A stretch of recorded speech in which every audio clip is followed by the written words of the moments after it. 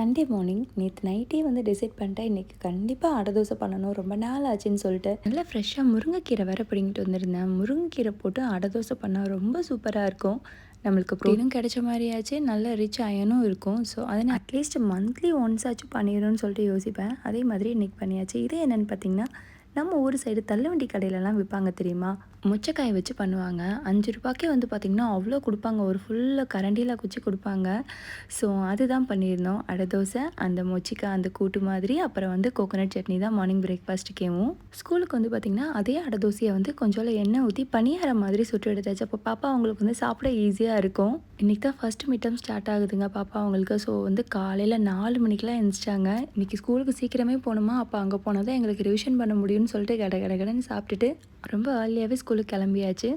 So இன்றைக்கி எங்கள் வீட்டில் மார்னிங் பிரேக்ஃபாஸ்ட் தான். உங்கள் வீட்டில் என்ன பிரேக்ஃபாஸ்ட் சொல்லிட்டு கீழே கமெண்ட்டில் மென்ஷன் பண்ணுங்கள். பாய்.